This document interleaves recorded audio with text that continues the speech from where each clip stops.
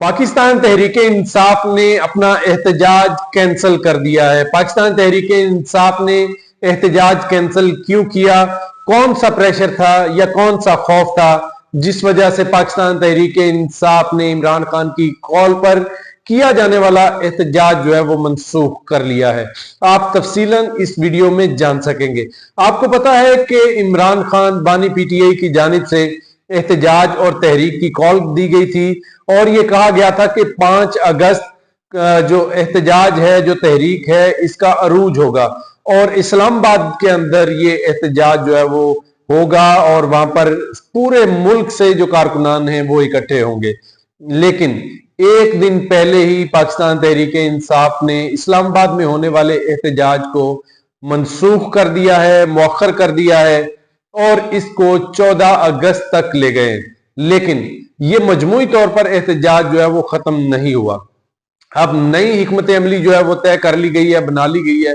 यानी पाकिस्तान तहरीक इंसाफ का plan B जो है वो अब काम करेगा, क्योंकि प्लान ए जो है वो फेल हो गया है, नाकाम हो गया है। किस हिकमत अमली की वजह से इस प्लान को मनसूख किया गया है, मैं आपको बताने जा रहा हूं।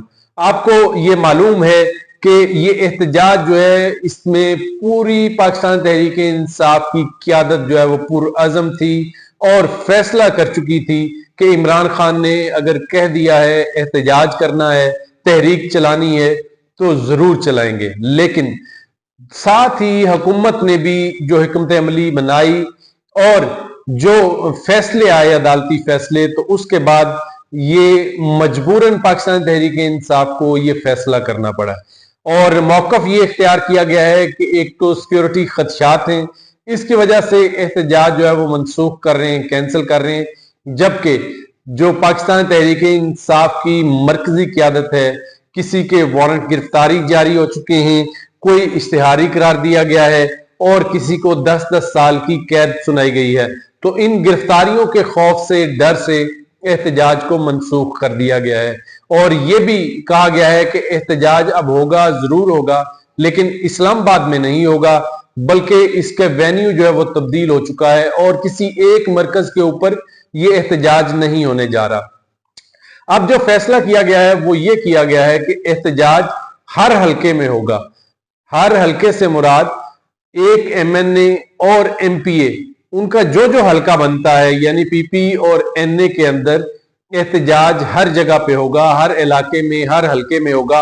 और उसके लिए भी कहा गया है कि लोग इकट्ठे होंगे, वहां पर पावर शो किया जाएगा और पावर शो करने के बाद उसकी वीडियोस बनाई जाएंगी और सोशल मीडिया के ऊपर अपलोड की जाएंगी। अब इसके आगे भी एक प्लान सी भी है। अगर ये प्लान बी नाकाम हो जाता है कि जो रुकन सूबाई असम्बली हैं या रुकन कौमी असम्बली हैं वो नहीं निकलते किसी वजह से, उनको गिरफ्तारियों का डर है या और कोई वजह है, तो फिर क्या हल्के लेवल के ऊपर एहतजाज होगा? नहीं, फिर हल्के लेवल पे एहतजाज नहीं होगा। फिर पाकिस्तान तहरीक इंसाफ का प्लान सी काम करेगा और प्लान सी ये है कि हल्के के अंदर जितनी यूनियन काउंसिल्स हैं, वहां पर जितने कारकुनान हैं वो अपनी अपनी यूनियन काउंसिल में, अपने अपने मोहल्ले, अपने अपने बाजार में निकलेंगे, वहां पर एहतजाज करेंगे, बैनर्स उठाएंगे और उनकी वीडियोस बनाएंगे और अपलोड कर देंगे। ये सिर्फ केपीके के अलावा पूरे मुल्क में इसी तर्ज पर, इसी नौयत पर एहतजाज जो है वो होगा और फिर 14 अगस्त का इंतजार किया जाएगा जब पूरी तहरीक इंसाफ किसी एक मरकज के ऊपर निकलेगी और वहां पर एहतजाज करेगी। केपीके के अंदर हालात जो है वो मुख्तलिफ है, क्योंकि केपीके के अंदर, खैबर पख्तूनख्वा के अंदर पाकिस्तान तहरीक इंसाफ की हुकूमत मौजूद है, इंतजामी ढांचा जो है वो बहुत मजबूत है, कारकुनान को उस तरह प्रेशर और दबाव वहां पर नहीं है। इस वजह से केपीके के अंदर भी जो एहतजाज है वो होगा, लेकिन वो हलकों में नहीं होगा, वो किसी एक मरकज के ऊपर होगा जिसको वजीर आला खैबर पख्तूनख्वा अली अमीन गंडापुर जो है वो उसको लीड करेंगे और वहां पर एहतजाज होगा।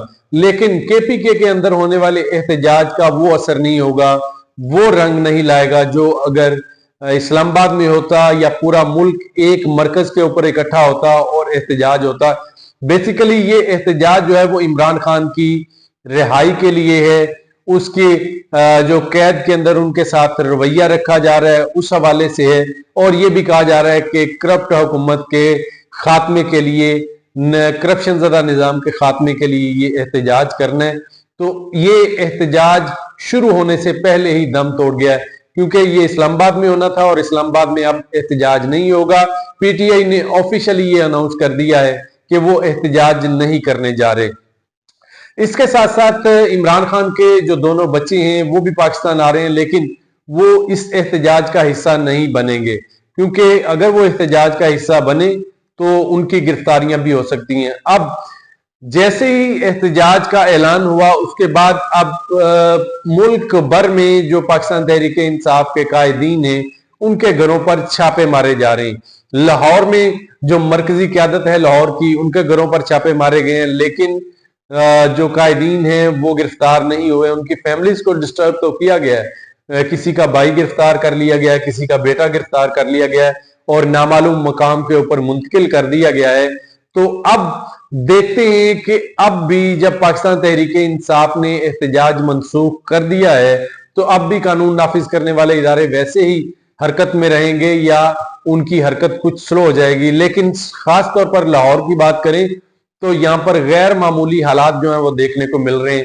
लाहौर के चौक चौराहों में, लाहौर के दाखिली और खारजी रास्तों पर, लाहौर की शाहराहों के ऊपर पुलिस की भारी नफरी मौजूद है, जो असलहा से लेस है, बख्तरबंद गाड़ियां हैं उनके पास, प्रिजन वैन्स हैं।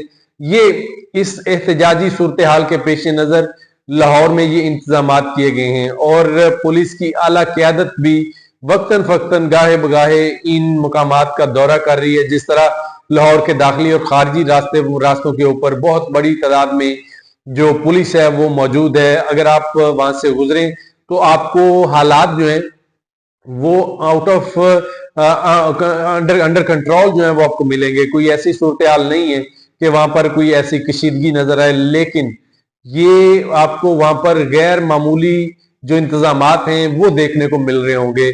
आप जगह जगह पुलिस खड़ी हुई आपको नजर आ रही होगी, क्योंकि कॉल थी कि इस्लामाबाद पहुंचना है और लाहौर के दाखिली खारजी रास्तों पर इसीलिए कड़े इंतजामात जो है वो किए गए हैं। इसके साथ साथ जो पाकिस्तान तहरीक इंसाफ के अरकान हैं, कौमी असम्बली के, सूबाई असम्बली के, उनकी जानिब से भी जो वर्कर्स हैं उनको कॉल दी गई है कि आपने अलर्ट रहना है, किसी भी वक्त हम निकल सकते हैं। लेकिन खुद वो गायब हैं, खुद टेलीफोन के ऊपर उनसे, वो भी व्हाट्सएप के ऊपर उनसे बात हो सकती है।